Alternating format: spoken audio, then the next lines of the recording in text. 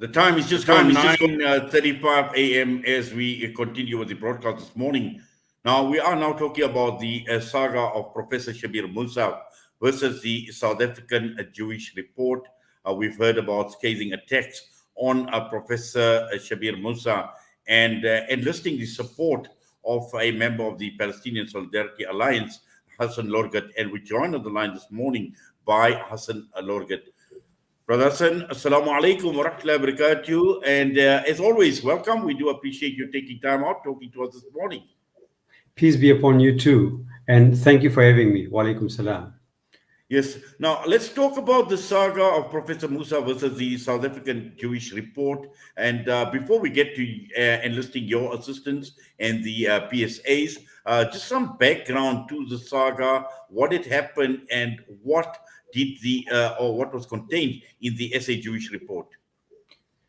Well, Brother Inayat, it's a very long story. I mean, it began with a scurrilous attack on Professor Moosa, who's a professor of medicine based at WITS, mentoring a number of interns, both South African and others who are working here. This article was published in the South African Jewish Report, and it was entitled Professor of Propaganda. It was dated the 3rd of June, 2000, this year, 2021. Okay. And when he read that, he did not know what he did wrong. But it all takes you back to the events around May, where the Masjid al-Aqsa complex was under fire.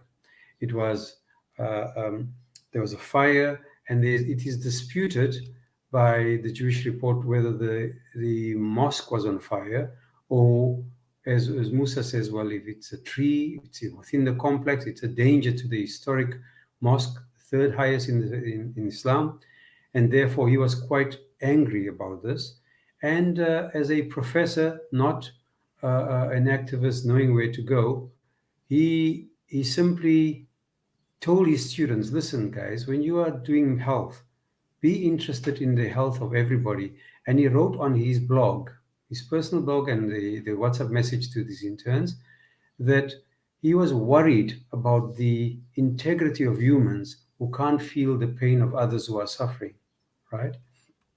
Particularly what upset Professor Moosa was that the chanting and singing by a number of religious zealots or people from the right who were there. And as we show in the case, as we go forward over and over, we show that it is not uncommon that this date has been colonized by right-wing Zionists who go out there and sing. And in particular, we got some of our Jewish friends and comrades to interpret what these words were, right? These words were basically, we shall erase them. It was those kind of significance, that kind of meaning that they were singing, right? And they were celebrating the takeover of Jerusalem after the 67 war. So that is the context in which we are talking about. And what happened, the man who feels aggrieved at what had happened had put this Turkish TYT live video on there. And then he says, that I cannot see, why people are singing and celebrating when we are all so insecure. It was a time of Shag Jarrah. It was all that was the context. And in the case itself, we detail how the song Yimach Shemam, may their names be erased, right? Where there was dancing, the fire was burning around Temple Mount. And we say that this was, from quoting other sources, that they've also been attacked historically over this kind of time because it's the march of the flags, etc. And these have indications of genocide. We argue that this is genocidal animus towards Palestinians, emboldened and unfiltered. That's what we said, but using various other sources, such as B'Tselem and others, to prove that. So it was from that time that this issue came to the fore. This article basically said he was propagandizing students, presumably Howard Sexton, who wrote this article. He is actually the CEO, the board chairman, and he wrote this op-ed, basically putting Professor Moosa's photograph there and maligning Moosa. So then, from there onwards, there's a long step of trying to fight an internecine battle to make sure that his side of the story gets heard. And Moosa said, listen, if you want to write this story, please go ahead, but do not omit my references. Put down how the fire was there, why we're doing this, etc., etc. When the story was written, those references were not there. But when he complained to the press council ombudsman, basically his initial response was not accepted by the public advocate. It was rejected, and the PSA came in and more in the background supporting him, but being very public that we're supporting Professor Moosa, who sought our help. And they rejected it. And then, of course, we managed to overturn that. And then the case went on step by step until we've reached this particular stage, which I think we'll talk about. Yes. Now, where are we at this point in time, Brother Hassen? Well, after many stages where our matter was rejected, we got it back on the roll, then the Deputy Ombuds Office basically ruled against us to say, well, this is fair opinion. You know, it's important to point out that we do not regard us as fair opinion as Howard Sexton is the chairperson of the board. When the chairperson talks to you, you know, he's not just an ordinary guy, you know, from outside.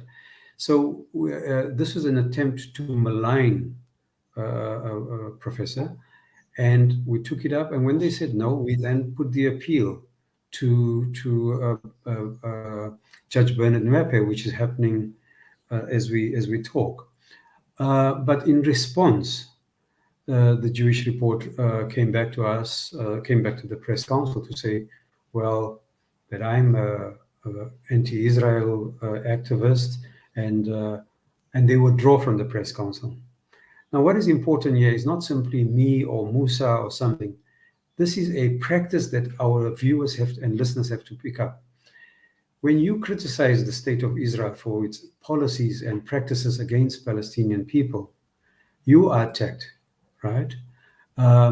You are called, like in South Africa, we're called kafir booties for white people who try to break the stand, or those who were maligned as people who were just totally out of sync with humanity. So the victims were being attacked. But this ultimately is a small part of the conflict. The practice of the South African Jewish Board of Deputies, they put on their pages notices such as that if you pick up anything that smells of anti-Semitism, not their words, my words, please report it to us. So you have people who simply show support for Palestine being attacked, right? There's a case of Sumaya Khan. I don't know, I've never met her, but I've read about it somewhere, who wrote on her Facebook page, and she's a psychologist, writing that she feels aggrieved at how Palestinians are being killed. It's all around the time of killing of Palestinians. They take her to the Health Professionals Council.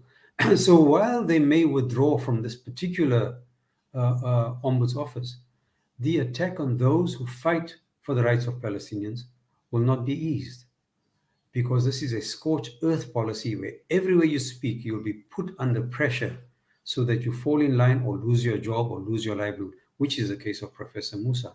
And it's for that reason that the PSA, a BDS affiliate, has gone beyond the call to make sure that he is not jeopardized, but that he can live his life as a full human being, respecting all communities and making sure that people are educated fuller.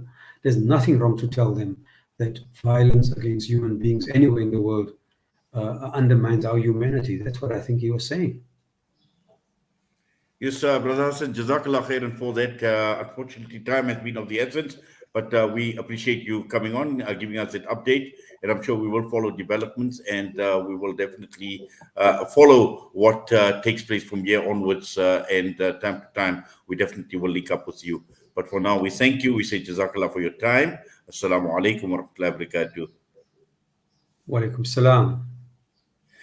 Hassen Lorgat, the Palestine Solidarity Alliance, with us this morning. The update on the saga of Professor Shabir Moosa versus the South African Jewish report.